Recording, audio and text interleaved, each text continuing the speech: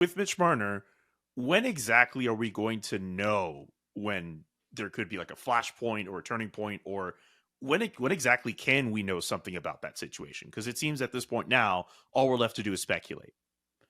Well, we're getting to June, right? So I do think at some point in June, something's going to leak out. I mean, certainly if the Leafs are having trade conversations with other teams, I have a hard time believing that would stay completely under wraps as much as everyone involved probably would like it to and will do their best to have that happen. Or alternatively, if the Leafs asked Mitch Marner to waive his no movement clause or inquire about whether he would, and if he says 100% flat no, not happening, we might hear about something like that. But the reality is the trade itself, if there is one, still a very big if 10 ifs, probably isn't happening until July 1st or after, when Mitch Marner would be officially eligible by the rules of the CBA to sign an extension.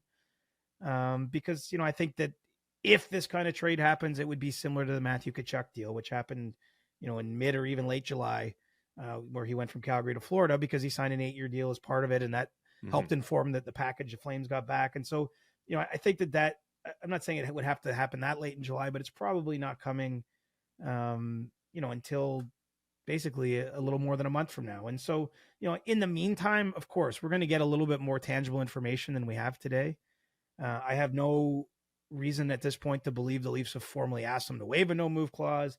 I have no reason to believe he's given an answer either way. I think that they are only still just getting to the point of their own off season and their planning, meeting with scouts and the like, to start charting a path ahead and see, which directions they want to go. And so, I know that's not the question. Everyone wants to race ahead and know the answer yesterday. But I think the truth is there isn't yet an answer. And probably some of the very key people involved still don't know 100% which way this is going to go. And so, the good news for you and I is we're going to do a show twice a week between now and into July. And that will probably give us a lot of content. But, as of today, what we know is Mitch Marner met with Craig Berube last week in Etobicoke. Someone inhumanely, I love inhumanely. Took a discreet photo and circulated it, and everyone's reading into it, all kinds of things. And really, I just think they're two people getting to know each other. I even think, like, someone said, well, if they wanted it to be so private, why did they do it away from the rink? I'm like, it's because think about the difference between meeting your boss in their office, or if you have a meeting with your boss over a coffee or a beer or whatever, somewhere outside of the official environment. I think it's a different level of connection. I think there's a different comfort level. It sets a different dynamic. Like, I think it makes perfect sense to me if it's two people just starting to get to know each other. Keep in mind, there's no business to be done between the head coach and the star player on the team until like well into the summer, perhaps not even till training camp in September. I mean, at this point, it's literally about probably trying to understand each other, setting, some expectations and getting to know one another. I'll mention this too. I haven't even brought it up, but I spoke with John Tavares while I was in Prague. He had a 10 or so minute conversation with Craig Berube at that point, and he pointed out to me that as soon as he got back to Toronto, he was going to schedule a meeting to meet him. So Craig Berube didn't just meet Mitch Marner. I would suspect at some point here, with the World's Now over, that Tavares will meet with him and probably any other members of the roster that are still in the city. And look, it wouldn't be unprecedented for a coach or a new coach to even go on the road and say visit Austin Matthews in Arizona at some point. I think that would be totally a normal thing to do that we won't have to freak out about if there's a picture at the airport with him at some point. Stay tuned for a photo of Craig Berube and Austin Matthews to surface on your Twitter timeline. I saw that yesterday, kind of before it went big. Like, somehow I just got my algorithm or something served it up to me, and I was like, oh boy, this is going to be something. Like, this, this is going to get blown right out of the water.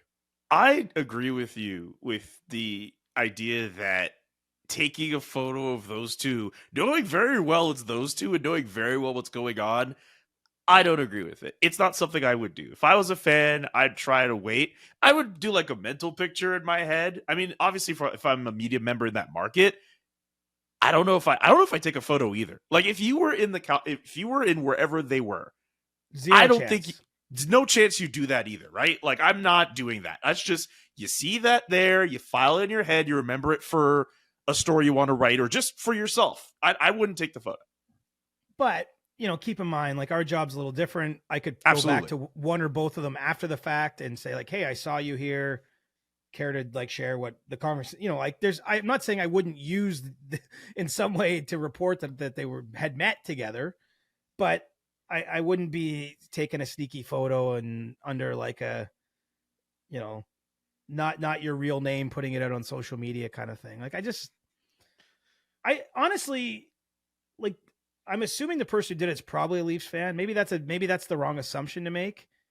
But if you wonder why some markets look better than others in the league, this could be an example of why this isn't the greatest place to play, because there are probably 25 other cities at minimum where, even if the same circumstances were at play, where you're talking about a star player and their future's uncertain and it's a new head coach and they're meeting sort of in the corner of a coffee shop, like, I think in most places that photo wouldn't surface, but it did here. It would in Montreal, you know, that's the kind of place for sure. Where absolutely. Like, it's not just Toronto, but I'm just saying, I don't say it in a threatening way. I just say it pointing out kind of what's obvious to me is, or apparent to me is, this is part of the downside of being on certain teams, is stuff like this takes on a life of its own. It's probably why it's not wise to live in Toronto year round if you're a Maple Leaf. And unfortunately, the team has a number of players that are from this area. So it makes sense for them to either spend their summers in Toronto or up in Muskoka, which is basically like an extension of Toronto, but with trees and water and cabins. Mm-hmm. But, you know, I think there's just the lack of privacy could be difficult. All right. Well, looking forward to the next month and a bit where we get to talk about Mitch Marner and the rest of the Toronto Maple Leafs. Can I tell you once? So, please. One thing that happened to me is once or twice I've been somewhere and then someone has like tweeted like a weird grainy photo of me and been like, just saw at reporter Chris at Starbucks or whatever. And I'm always just, I'm not, I have to be clear here. I'm not comparing myself to Mitch Marner. Like, this probably happens to him every day. And I'm referencing a one-time thing that happened a couple years ago. But I just remember how violating that kind of felt. I was like, why wouldn't you just come up and say hello? Because lots of people say hello. You know, I hope that I'm always as polite as I can be. I mean, maybe I'm in the middle of something sometimes, but I'm always happy to chat with people about hockey.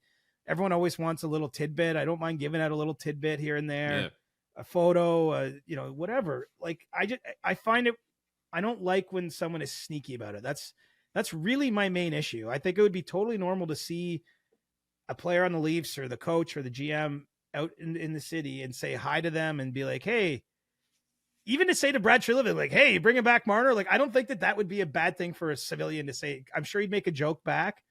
He would. But like, or ask for a selfie or whatever. Like, I just think it's the doing it sneaky style and releasing it a couple days later. And I don't know. That's what, again, I'm getting older and the world's getting younger, and maybe what's acceptable is shifting. But to me, it doesn't feel right. I think someone last year spotted me at a Calvary FC game. I don't know if they tweeted a photo or not, but not only did they point me out, but they took the time to point out that I am a short person. So I understand how you feel. Well, again, to your face, no problems. I'm fine with it. Yeah, you're like, hey, I didn't like that you wrote this column, or you got this dumb opinion. Like, I don't even mind. Like, I actually don't mind mixing it up with people a little bit in public. It's just more when it's like, you say it's 10 minutes later and you look at your phone, you're like, man, I just went and got my latte and like people are taking pictures of me and tweeting about it. Like, what are they trying to achieve here? Spotted reporter Chris.